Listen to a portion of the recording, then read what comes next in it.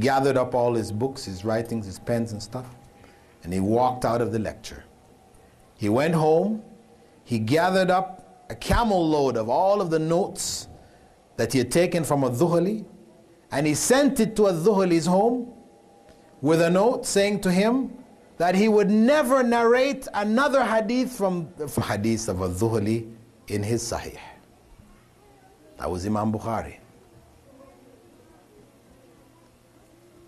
I'm just saying this to say that if this could have happened to somebody of the stature of Imam al-Bukhari, this attitude which created this kind of feeling where people can no longer benefit from somebody of his stature, then we need to beware. We need to seriously beware of those who would call us to this kind of factionalism, where you cannot take knowledge anymore from people because they have made one error, or you've deemed some position they've held to be incorrect. The religion is good advice. This is what is required of us. Where we find people in error, they've made some mistakes, our responsibility is to advise them. Otherwise, the knowledge that is there we should take. We should benefit from it. And if we listen to the words of the early scholars, you find them prohibiting this kind of boycotting, especially of the scholars themselves. You find them saying, no, you weigh a person. If the mass of what he's giving is good, then you take that and you ignore the error. Advise him about it. If people are unaware of it, you inform them, but not to the point of, don't listen to this person. And you continue to take from him. And this is why you will find scholars of the stature of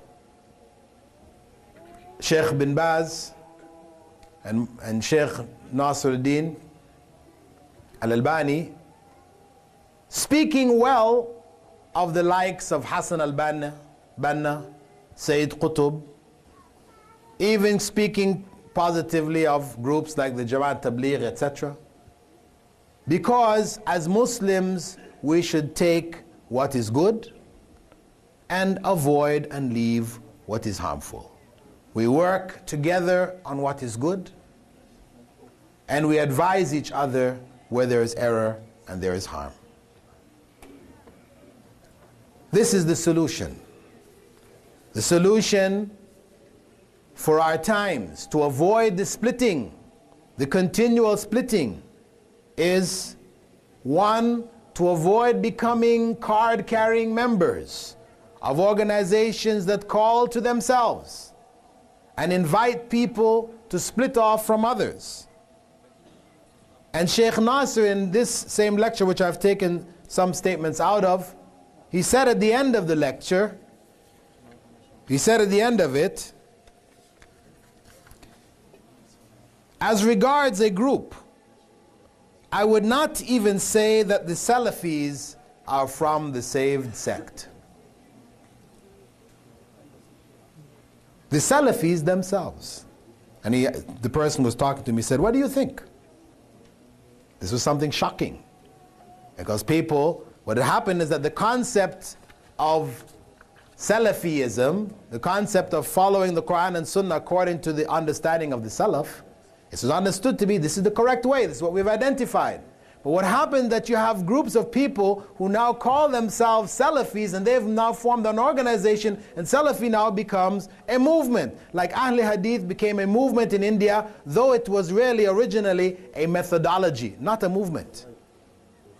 And so people who are not part of Ahl Hadith were then looked at in another way. People who are not consider themselves or call themselves Salafis are then looked at in another way. So Salafism has become a kind of faction, another faction. So we have to beware of factionalism in all of its forms. We have clear guidance as to what is the saved sect, those who are on what the Prophet Muhammad was on and what his companions were on. And I pray that Allah helps us all to find it, to call to it, to live in accordance with it, and to earn paradise because of it. Assalamu alaikum wa rahmatullahi wa barakatuh.